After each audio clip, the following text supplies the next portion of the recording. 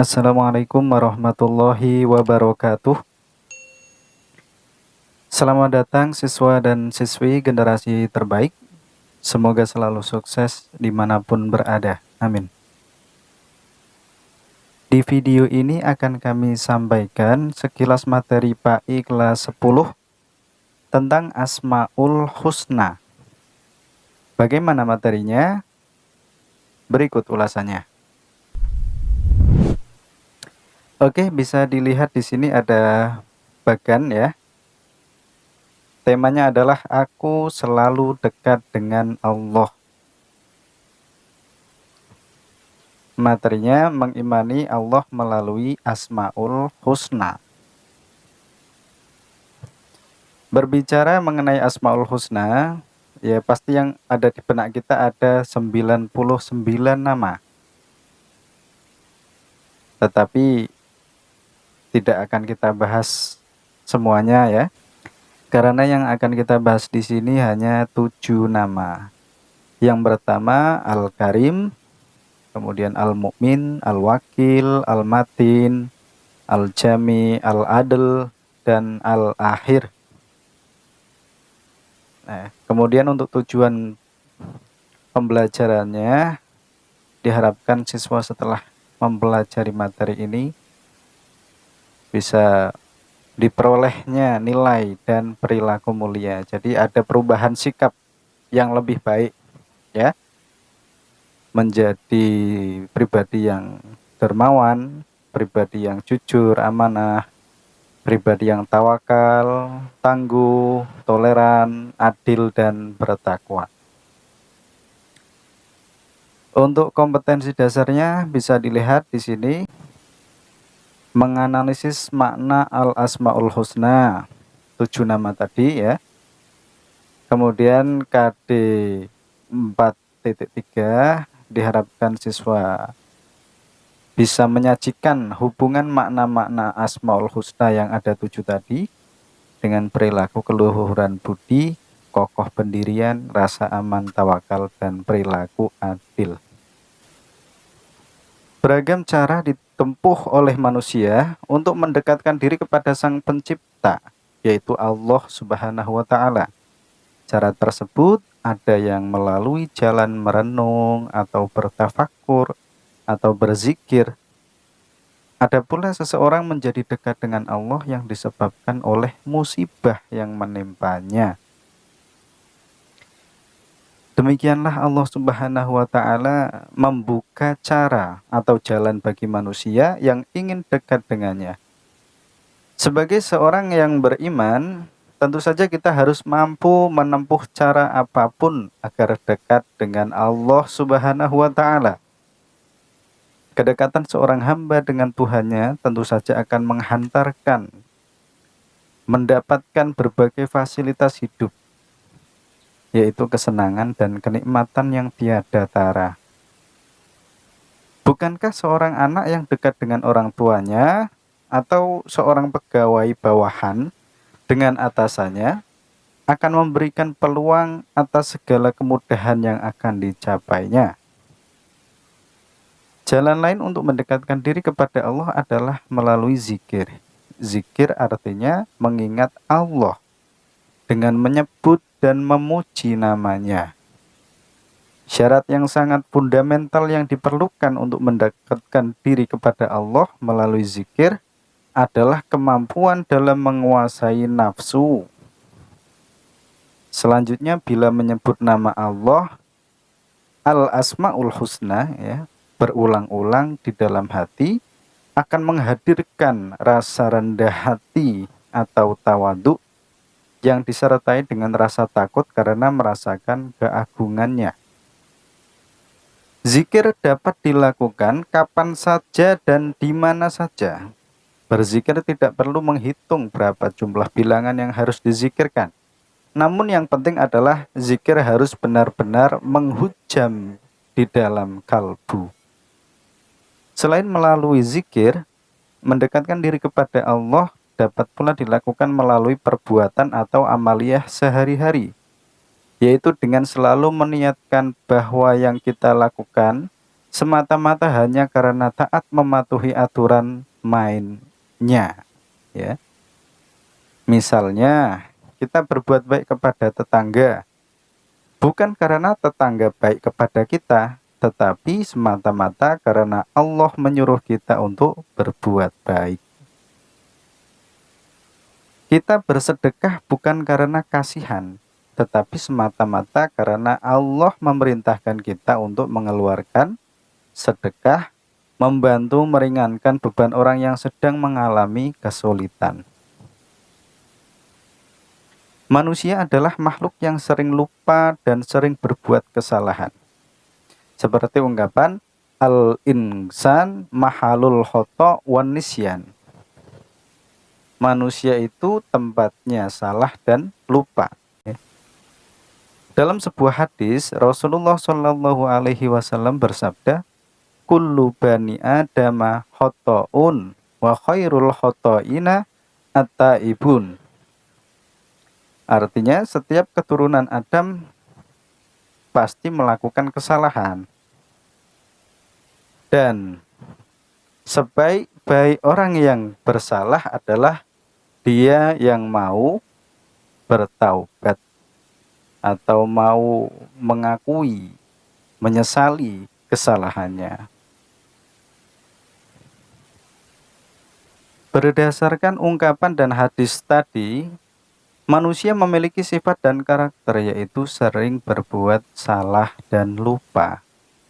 Artinya, tidak ada seorang pun yang terbebas dari kesalahan dan lupa. Namun demikian, tidaklah benar jika dikatakan bahwa tidak mengapa seseorang melakukan kesalahan dengan dalih bahwa hal tersebut merupakan sifat manusia. Sebagai seorang yang beriman, kita dituntut untuk selalu melakukan refleksi dan perenungan terhadap apa yang telah kita perbuat. Ketika seseorang terlanjur melakukan kesalahan, maka bersegeralah untuk kembali ke jalan yang benar dengan bertaubat dan tidak mengulanginya lagi. Al-Asma'ul Husna terdiri atas dua kata, yaitu asma yang berarti nama-nama, dan husna yang berarti baik atau indah. Jadi al-asma'ul husna dapat diartikan sebagai nama-nama yang baik lagi indah yang hanya dimiliki oleh Allah Subhanahu wa Ta'ala sebagai bukti keagungannya. Kata al-asma'ul husna diambil dari ayat Al-Quran, Quran surat Toha ayat 8 yang artinya, Allah Subhanahu wa Ta'ala tidak ada Tuhan melainkan Dia. Dia memiliki al-asmaul husna, nama-nama yang baik. Dalil tentang asmaul husna, firman Allah Quran surat Al-A'raf ayat 180.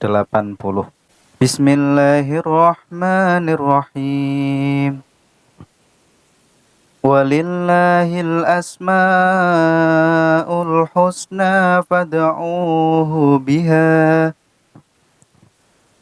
wadarul ladhina yulhiduna fi asma'ih sayujzawna ma kanu ya'malun. Artinya, dan Allah Subhanahu wa Ta'ala memiliki asma'ul husna, maka bermohonlah kepadanya dengan menyebut nama-namanya yang baik itu, dan tinggalkanlah orang-orang yang menyimpang dalam menyebut nama-namanya. Nanti mereka akan mendapat balasan terhadap apa yang mereka kerjakan. Sedangkan dalam hadis, Rasulullah menyampaikan dari Abu Hurairah radhiyallahu an, sesungguhnya Rasulullah Shallallahu Alaihi Wasallam bersabda, sesungguhnya Allah mempunyai 99 nama, 100 kurang 1. Barang siapa yang menghafalkannya, maka ia akan masuk surga. Hadis riwayat Bukhari. Berdasarkan hadis di atas, menghafalkan Asmaul Husna akan mengantarkan orang yang melakukannya masuk ke dalam surga. Apakah hanya dengan menghafalkannya, seseorang dengan mudah akan masuk surga? Tentu saja tidak. Karena menghafalkan Asmaul Husna harus diiringi juga dengan menjaganya. Baik menjaga hafalannya dengan terus-menerus menzikirkannya, maupun menjaganya dengan menghindari perilaku-perilaku yang bertentangan dengan sifat-sifat Allah dalam Asmaul Husna tersebut. Jadi supaya kita dimudahkan masuk surga, kita tidak cukup hafal Al-Karim saja, tetapi kita perlu menjadi pribadi yang dermawan. Tidak cukup hafal Al-Mu'min saja, tetapi kita juga harus menjadi pribadi yang jujur, amanah, dan memberikan rasa aman kepada orang lain. Dan seterusnya. Yang pertama adalah Al-Karim. Secara bahasa, Al-Karim mempunyai arti yang maha mulia, yang maha dermawan, dan maha pemurah. Secara istilah, Al-Karim diartikan bahwa Allah Subhanahu wa Ta'ala yang maha mulia lagi maha pemurah, yang memberi anugerah atau rezeki kepada semua makhluknya. Dapat pula dimaknai sebagai zat yang sangat banyak memiliki kebaikan, maha pemurah, pemberi nikmat dan keutamaan, baik ketika diminta maupun tidak. Hal tersebut sesuai dengan firman-Nya, Ya ayyuhal insanu ma gharraka birabbikal karim. Hai manusia, apakah yang telah memperdayakanmu terhadap Tuhan yang maha pemurah? Quran Surat Al-Infitor ayat 6. Menurut Imam Al-Ghazali, Al-Karim adalah dia yang apabila berjanji menepati janjinya, bila memberi melampaui batas harapan, tidak peduli berapa dan kepada siapa dia memberi, dan tidak rela bila ada kebutuhan hambanya memohon kepada selainnya, meminta pada orang lain. Dia yang bila kecil hati menegur tanpa berlebih, tidak mengabaikan siapa yang menuju dan berlindung kepadanya, dan tidak membutuhkan sarana ataupun perantara. Yang kedua adalah Al-Mu'min. Secara bahasa berasal dari kata aminah yang berarti pembenaran, ketenangan hati, dan aman. Allah Al-Mu'min artinya dia maha pemberi rasa aman kepada semua makhluknya, terutama kepada manusia. Dengan demikian, hati manusia menjadi tenang. Apa bukti Allah memberikan rasa aman kepada manusia? Buktinya sangat mudah sekali. Senyum, gembira, bahagia, itu bukti Allah memberikan rasa aman kepada manusia. Tanpa merasa aman, saya yakin tidak ada istilah senyum, tidak ada istilah gembira, bahagia. Kehidupan ini penuh dengan berbagai permasalahan, tantangan, dan cobaan. Jika bukan karena Allah Subhanahu wa Ta'ala yang memberikan rasa aman dalam hati, niscaya kita akan senantiasa gelisah, takut, dan cemas. Seperti dalam firman Allah, Alladzina amanu wa lam yalbisu imanahum bidulmin ulaika lahumul amnu wa hum muhtadun. Artinya orang-orang yang beriman dan tidak mencampur adukkan iman mereka dengan syirik, mereka itulah orang-orang yang mendapat rasa aman dan mereka mendapat petunjuk. Quran Surat Al-An'am ayat 82. Dalam nama Al-Mu'min terdapat kekuatan yang dahsyat dan luar biasa. Ada pertolongan dan perlindungan ada jaminan, dan ada bala bantuan. Mengamalkan dan meneladani al-mu'min artinya bahwa seseorang yang beriman harus menjadikan orang yang ada di sekelilingnya merasa aman dari gangguan lidah dan tangannya. Berkaitan dengan itu, Rasulullah bersabda, "Demi Allah tidak beriman. Demi Allah tidak beriman. Demi Allah tidak beriman." Para sahabat bertanya, "Siapa ya Rasulullah?" Rasulullah menjawab, "Orang yang tetangganya merasa tidak aman dari gangguannya." Hadis riwayat Bukhari dan Muslim. Selanjutnya, yang ketiga adalah al-wakil. Al-wakil mengandung arti Allah Maha Mewakili atau pemelihara. Al-wakil yang Maha Mewakili dan pemelihara yaitu Allah Subhanahu wa Ta'ala yang memelihara dan mengurusi segala kebutuhan makhluknya, baik itu dalam urusan dunia maupun akhirat. Dia menyelesaikan segala sesuatu yang diserahkan hambanya tanpa membiarkan apapun terbengkalai. Firman Allah dalam Al-Quran,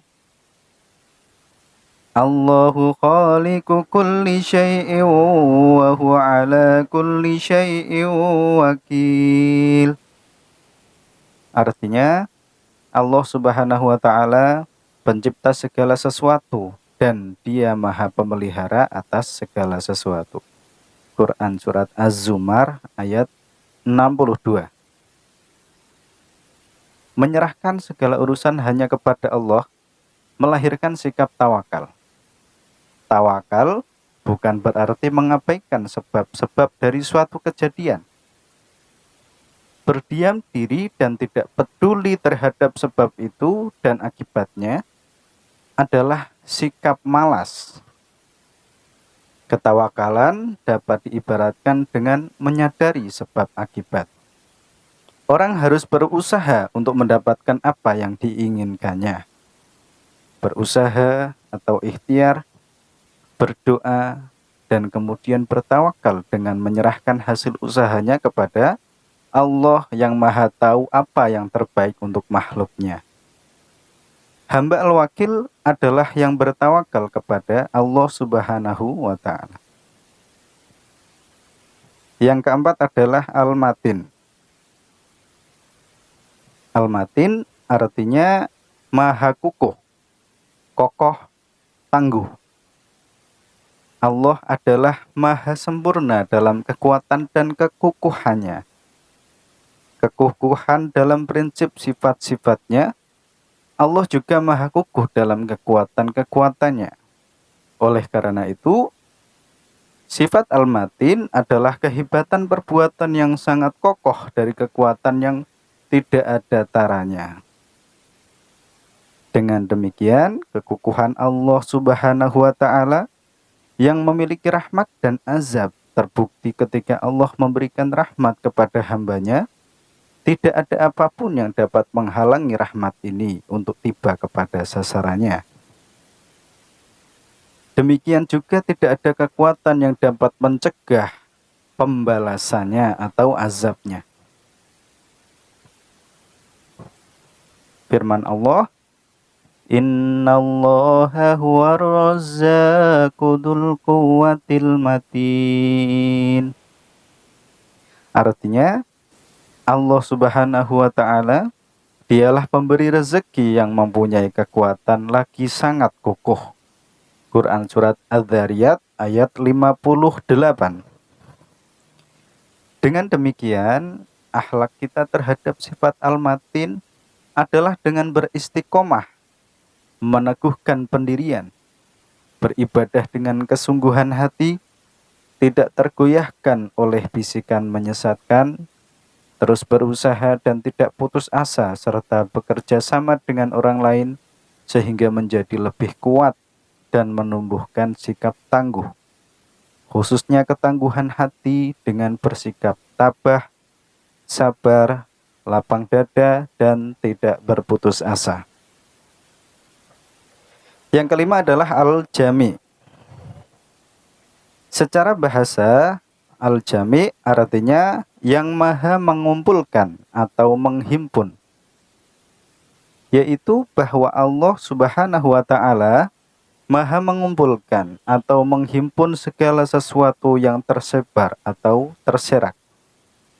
Allah maha mengumpulkan apa yang dikehendakinya dan dimanapun Allah berkehendak. Penghimpunan ini ada berbagai macam bentuknya. Di antaranya adalah mengumpulkan seluruh makhluk yang beraneka ragam, termasuk manusia dan lain-lainnya, di permukaan bumi ini, dan kemudian mengumpulkan mereka di padang mahsyar pada hari kiamat. Allah berfirman,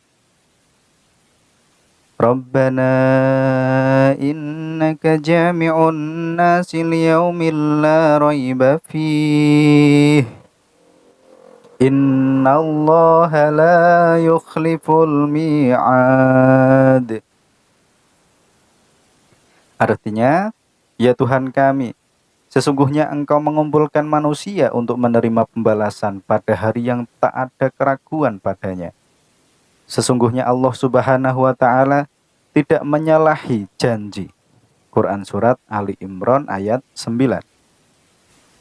Perwujudan meneladani sifat Allah Al-Jami, yaitu dengan cara mempersatukan orang-orang yang berselisih. Karena mempersatukan itu sama dengan menghimpun, ya. Yang tadinya berpisah kemudian disatukan. Ya, jadi cara kita untuk meneladani Al-Jami adalah mempersatukan orang-orang yang berselisih, ya, rajin melaksanakan sholat berjamaah, ya, berkumpul, ya, untuk kebaikan, ya, mempererat tali persaudaraan. Itu juga meneladani Al-Jami. Yang keenam adalah Al-Adlu, artinya Allah Maha Adil. Keadilan Allah Subhanahu wa Ta'ala bersifat mutlak, tidak dipengaruhi oleh apapun dan oleh siapapun. Keadilan Allah Subhanahu wa Ta'ala juga didasari dengan ilmu Allah yang maha luas. Dengan demikian, tidak mungkin keputusannya itu salah. Allah berfirman, وَتَمَّتْ كَلِمَةُ رَبِّكَ صِدْقًا وَعَدْلًا لَا مُبَدِّلَ لِكَلِمَاتِهِ وَهُوَ السَّمِيعُ الْعَلِيمُ. Artinya, telah sempurnalah kalimat Tuhanmu, Al-Quran, sebagai kalimat yang benar dan adil. Tidak ada yang dapat mengubah kalimat-kalimatnya, dan dialah yang maha mendengar lagi maha mengetahui. Quran Surat Al-An'am ayat 115. Al-Adlu berasal dari kata adalah, yang berarti lurus dan sama.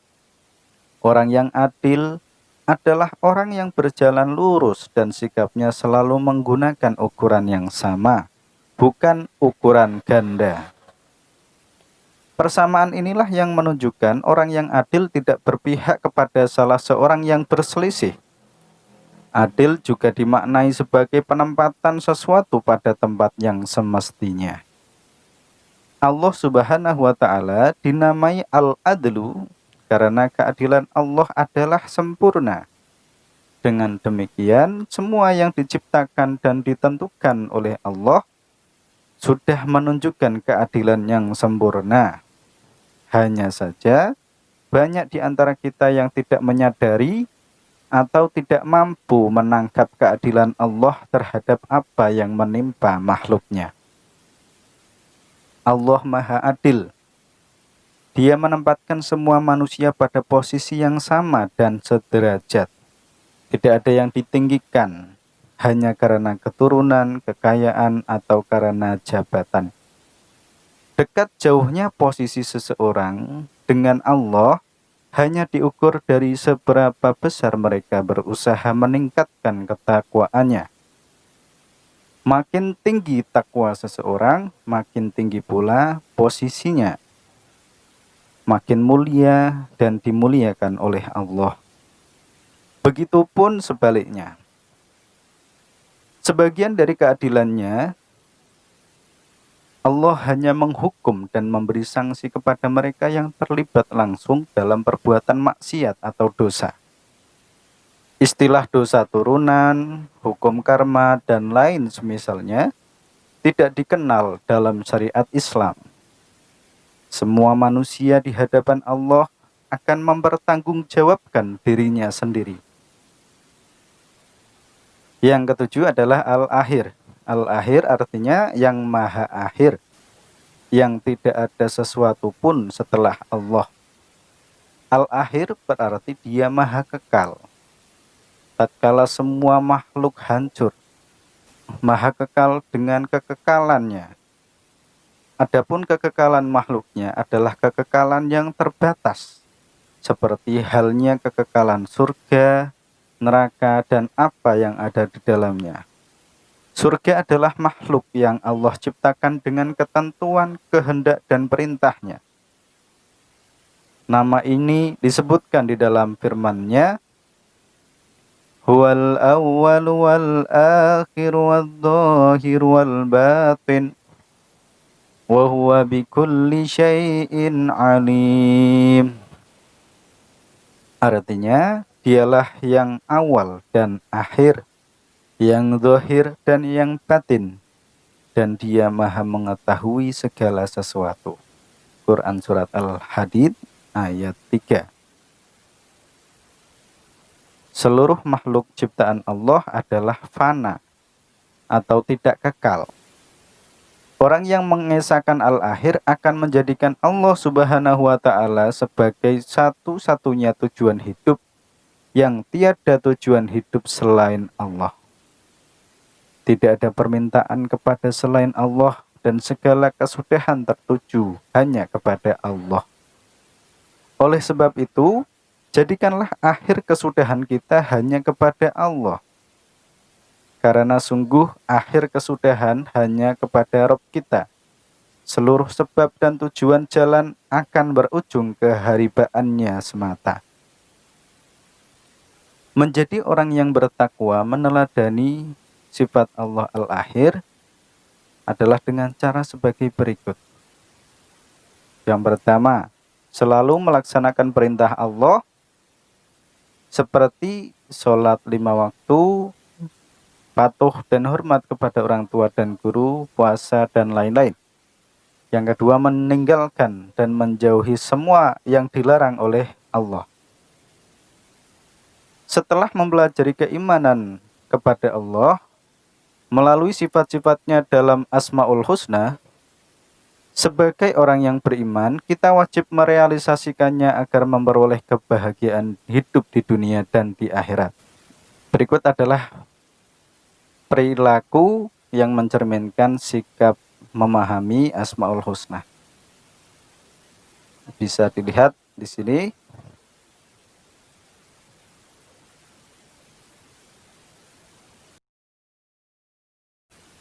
Nah, itu tadi sekilas penjelasan singkat materi Asmaul Husna. Oke, selanjutnya silahkan selesaikan tugas berikut, kemudian laporkan hasil tugasmu kepada guru PAI masing-masing. Demikian yang bisa saya sampaikan. Mohon maaf apabila ada yang kurang pas. Jangan lupa subscribe channel ini biar tidak ketinggalan materi-materi selanjutnya. Jaga kesehatan, pakai masker, dan jangan lupa cuci tangan. Terima kasih. Wassalamualaikum warahmatullahi wabarakatuh.